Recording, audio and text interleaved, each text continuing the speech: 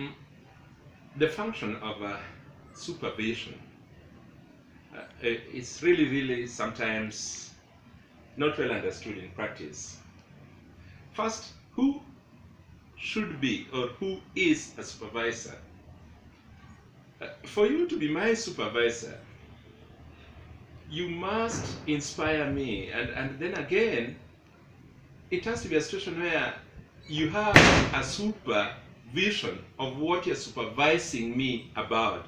What does this call for? First and foremost, you have to have technical expertise better than what I have.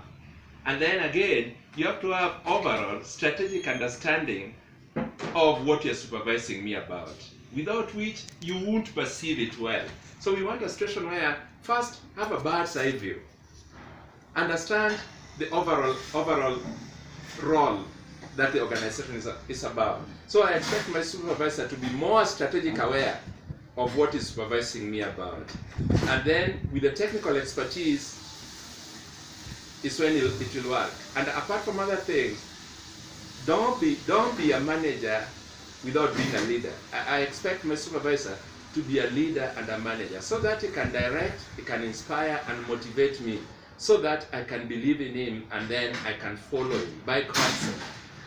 That's why supervision is misunderstood a lot, because again, they are in between, they're sandwiched in between the strategy makers and the people at operational level. So they are in between here. They don't make policies, they only explain policies and explain the directives and coach and train. So in most cases, if I don't find you believable, then you can't inspire me. So we don't want a situation where I come to you to advise me, then you also don't know. You are still going to seek advice. Then again, question comes, why are you my supervisor now? And then supervision is not an event, and these are some of the mistakes that we make when we are supervising. It's a process. Try for you to be effective as my supervisor, you have to try a lot of coaching, a lot of mentoring.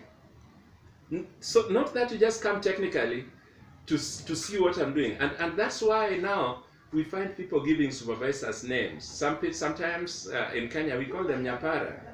The worst I've heard is some people call them Ocampo, some people call them Bensuda. Why this derogative arrangement? Because in most cases, most supervisors are not believable. Then because of that, they suffer inferiority complexes. Then because of that, they now start threatening people. So they fall back into their legalistic power instead of using their charisma, so that they get consent power from the people they're supervising. So in such a situation now, you find supervision as a function fails.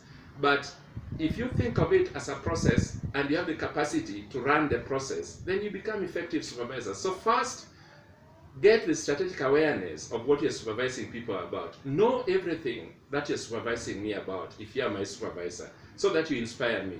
2, be technically competent and technically proficient, so that you can coach me and you can mentor me. And then you must have gone through what you're supervising me about, so that you coach me and mentor me, without which it won't work.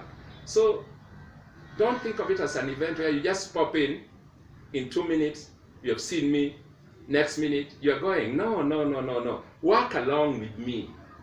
Work alongside me. Let us work hand in hand as we go through. And as we go through, if I have challenges, I share with you, so that you can guide as we learn, so that you can also understand situations in which I'm working, so that supervision as a role can work. Otherwise, when I look at you and you're not believable, I'm seeing a nyamara.